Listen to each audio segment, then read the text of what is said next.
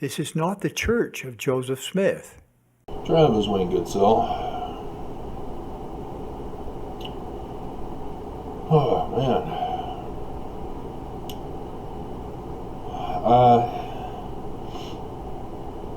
Back on the subject of brainwashing, which is difficult to take for people. Nobody wants to be brainwashed. Nobody wants to admit that they're brainwashed. But when you believe in things that are not true because somebody else told you lies, you're brainwashed. So, when dealing with the Church of Jesus Christ of Latter-day Saints, the church has become so powerful of a brainwasher that they're even able to get ex-Mormons to be brainwashed as well and continue to perpetuate the lies of the church. You see, the admission by the church that Joseph Smith, for example, was a polygamist practicing it in secret. The church admits this. They confess to it. And you can see that they've allowed it on the Wikipedia page. But they show authors as the source material. You see, the church doesn't come out and show the actual sealing document. That would be the primary source material that people can analyze and look at and be able to identify if it's fraudulent or But the church is claiming Joseph Smith was a polygamist. Now the church interprets it differently for Mormons to believe in from ex-Mormons. Especially women are the ones who take this information hard because it's personal to women. Women understand that being in a polygamist relationship is not for eternal happiness and joy. If you've seen the TV show on HBO, Big Love, and if you're Mormon, shame on you. The church ordered you not to watch that show. But that's part of the brainwashing, is not to allow you to be influenced about certain subject matters. So, yeah, they're all paranoid. They don't want you to watch R-rated movies. Why? Well, that's where criminal activity is highly escalated. It has nothing to do with the language or the pictures of beautiful women. It has to do with, like say in The Godfather or Schindler's List, the Nazis are the bad guys. The church doesn't want you to see the patterns of criminal behavior because you might put two and two together. That's what's tragic about Daniel Trotter. When I was released from my indefinite incarceration that the church put me in, paid the person to have me indefinitely incarcerated, I caught the church paying that person. And then I caught the church trying to cover it up after I reported it to the court. I still lost the case, but nonetheless, he took me under his wing thinking I was a lost and fallen Mormon who needed to be reclaimed.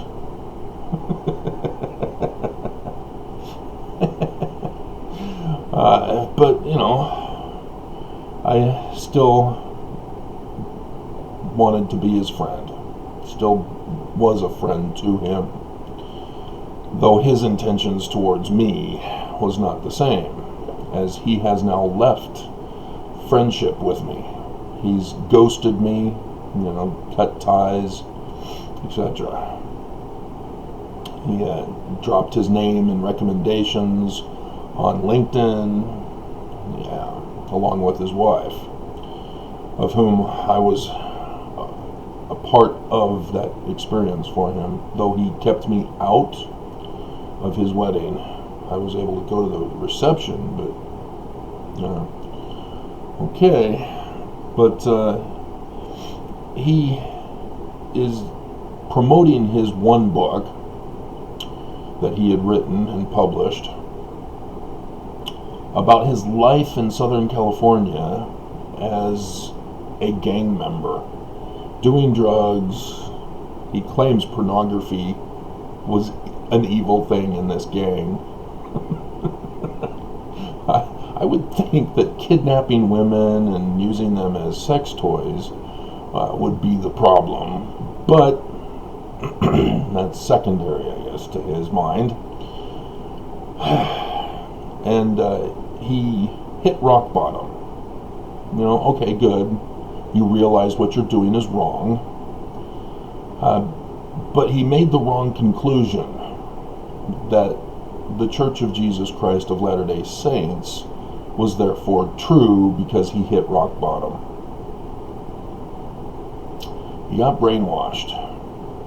He couldn't see the gang pattern activity with the church because it doesn't appear the same by no means. The church doesn't look like a gang. They're all dressed in suits for church. They all say the right words. That's part of brainwashing. And so Daniel does not see it. And so he does not see that he acted out on the church's orders through the brainwashing from his interpretation to cancel me as a friend, to outright betray and abandon me as a friend. What is the number one law of religion? Any religion who uses the Bible, whether the Old or the New Testament, or both, as is the case with the church, for example. Love. So how does abandoning a friendship promote love? Show that you have a heart of love? It doesn't. As I told you, my neighbor chose to use the church as a weapon and attacked me with it. And it wasn't my fault, if you've heard my story. But nonetheless, he attacked me. And so he demonstrated that the church has brainwashed him. He's not showing love towards me. And as a result, he suffers consequences because I was his main source, his only source, for digitizing conference for him. They're no longer making DVDs, so he will no longer ever receive a digitized version of conference. He's devoted to the church, and it's over. He will only hear conference once now, and that's it. He'll have to keep rehashing the old conferences that I've already given him. And so when you're brainwashed, you're literally mentally kidnapped. You're being held hostage. Somebody else is controlling your mind and your actions. You are a puppet, held hostage to a puppet master. And so if you are familiar with Metallica, as I'm sure all of us are, because Metallica is huge here in Utah. They have, is it K-Bear here? Or is it California that had K-Bear? I can't remember anymore. I think it's here. Regardless, they had their mandatory Metallica. Awesome. They had the Master of Puppets album that came out right before Ezra Taft Benson's Solemn Assembly in 1986, in which solemn assembly he gives to the youth of the noble birthright, in which he quotes Spencer W. Kimball's Miracle of Forgiveness, in which it quotes from Packer's conference talk as an apostle. So they promoted his doctrine, Packer's doctrine, as official. If you understand how the church informs us how official doctrine is presented. So it's not quite official with Packer, it's just a good idea. Kimball publishes a book, not official doctrine, just a recommendation.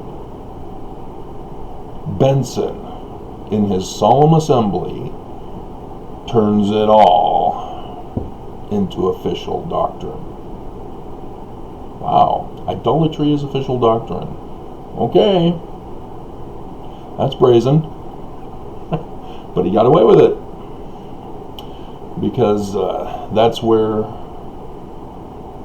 he says that R-rated movies, all Mormons put a period there, even though he then puts in a that R to qualify which rated R movies Mormons should not watch.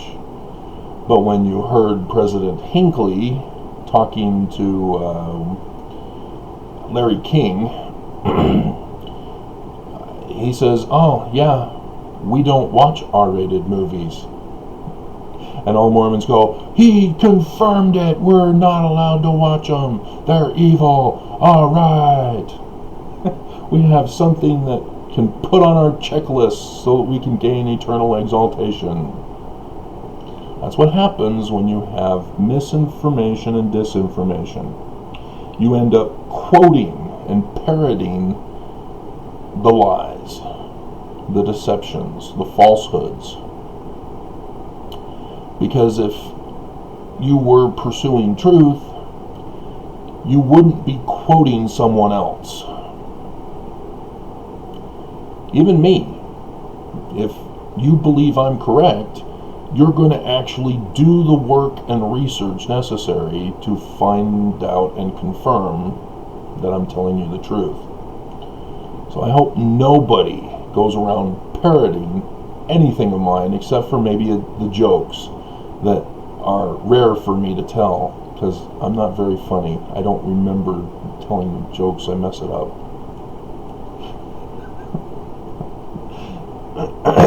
So that's how you can recognize that you're being brainwashed.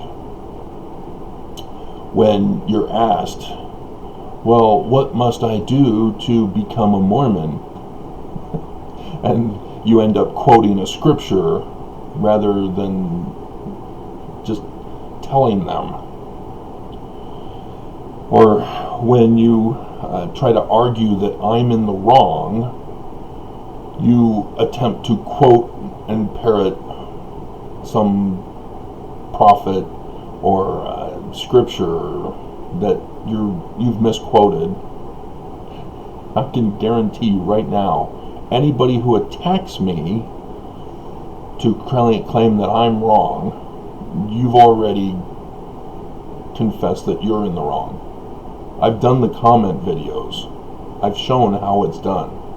When you falsely accuse someone, you're wrong. Automatically. Because you falsely accused them. And that's why I'm able to identify every logical fallacy that is being used, every misquote that Mormons use against me. That's why nobody can confound me, because I'm not lying to you. When I give you the real church history, I can't be confounded for telling you the truth. What the hell have you interpreted the Book of Mormon as, guys? The prophets who know and tell the truth are the ones who confound the Antichrist because they're lying and deceiving. This is how it works. You don't lie and deceive and promote the lies and deception by confounding truth. It doesn't work that way. It's happening in our world when you're brainwashed. And we have a mass-scale brainwashing in progress. Not just with the church, but in America.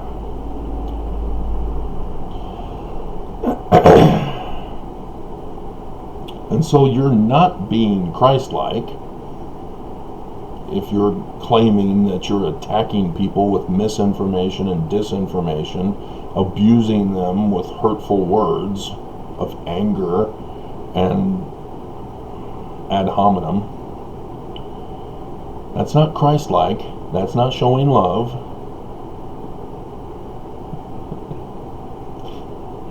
You're being Nelson-like. Uh-oh. Or whoever it is you're quoting incorrectly. You become the liar. And so if it's a general misinterpretation of Scripture, then it becomes LDS church-like, which is not a good thing, because they've been teaching you incorrectly. Now, having worked with the church, I was a church service missionary working on the footnotes of what became the 2009 edition for the foreign language editions of the Quad. I was a part of the English template to then be handed over to the various language translators to render a translation. Because first you had to make sure, after we did our English versions, they had to then come in and make sure that our footnotes worked with the translation, because the Bible is not translated correctly. And so other language scriptures may have a corrected translation, and in likelihood they're a better translation. It seems like everybody corrected the Bible better than the King James Version, which the church still uses. And so these foreign language committees were the ones who made sure that the doctrine corresponds correctly. And so they have a better access to corrected information, more corrected information, than even what we corrected from the first group that did theirs for the 1979-1981 edition that we still use in English. And in that project, I learned how brainwashing was being utilized in the footnotes. As we were told, only presidents of the church's information or scriptures are a justification for putting in a footnote. Their intention at first was to have all topical guide and Bible dictionaries removed, and then if there's a guide to the scriptures, which is what was used for the foreign language editions, we would reference that instead. But I found so many errors from the first group that they couldn't contain me and realized that it was a good idea to make some changes. As they kept telling me over and over in the beginning, we don't need you to do this, just replace the topical guide and Bible dictionaries. I was the quickest, and here I was correcting the first group. And so yes, I was elevated to the top committee that oversaw the whole project because of my abilities with the scriptures. And in that top group, David Gaunt, who had been at that point a 16-year veteran of CES instruction. He was still teaching seminary, and he had been employed as a nuclear physicist, or that was his education. And I recognized the passage in Ezekiel that explained why Sodom was destroyed. That's a scriptural connection. There is no scriptural connection that says Sodom was destroyed because they were homosexuals. None. But because of the interpretation of Scripture, the first group in 1979 put it in there to show that they're full of hate. They're bigoted as white supremacists. And so I wanted that corrected so that we understood as a church, at least for the foreign language edition, that it was because they were filthy rich and neglected the poor. That's what Scripture tells us was the reason why God destroyed Sodom. David Gaunt got angry. This is what happens when you're brainwashed. You defend your beliefs with anger. Now, if somebody commits a serious crime, you better damn well believe you are justified in anger. But when you're defending a belief, something you do not know, you only believe, you only feel, you only have an opinion about, and you enforce it with anger. Remember, the Book of Mormon talks about enforcing priestcraft with the sword. This is where you are now weaponized in your brainwashing. You've been fed misinformation and disinformation, and now you are physically assaulting other people with death threats, with anger, with violence. Wow. The church is responsible for inciting Mormons' wicked, corrupt, criminal activity.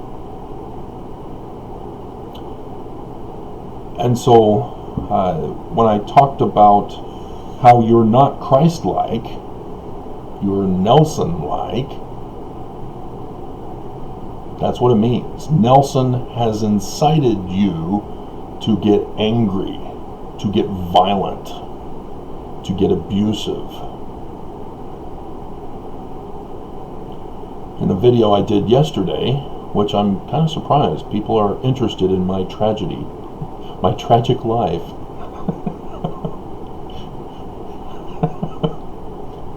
I talked about I've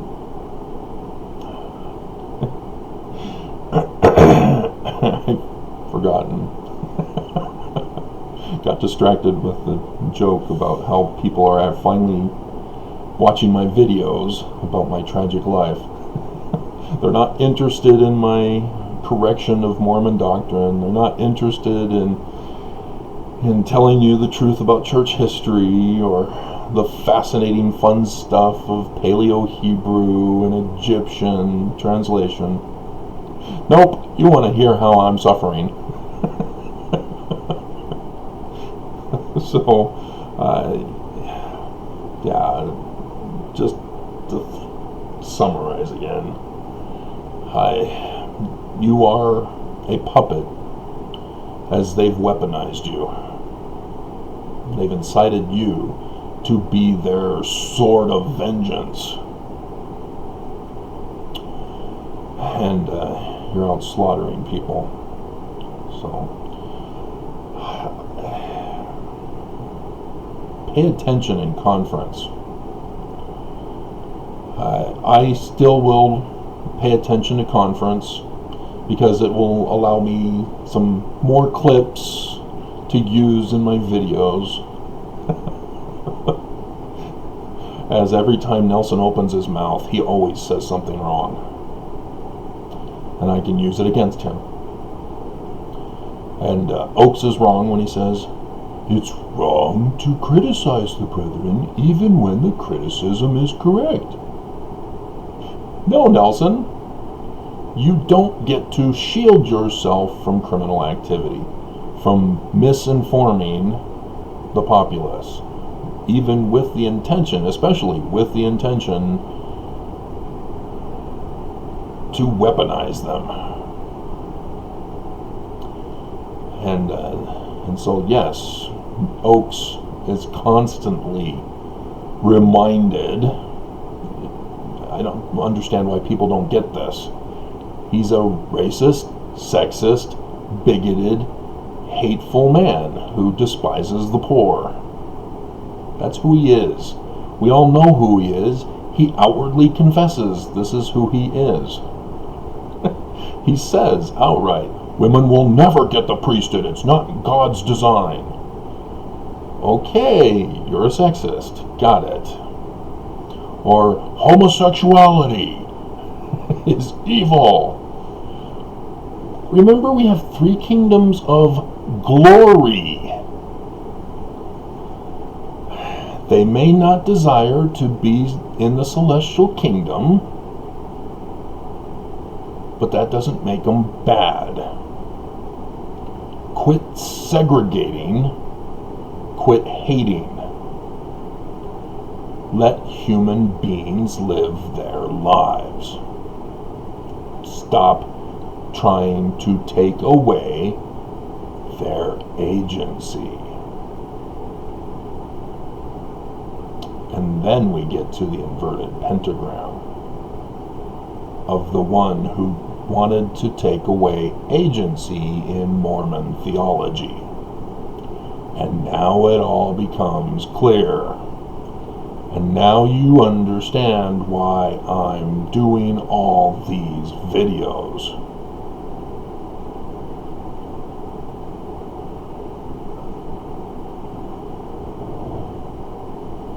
Pause for effect.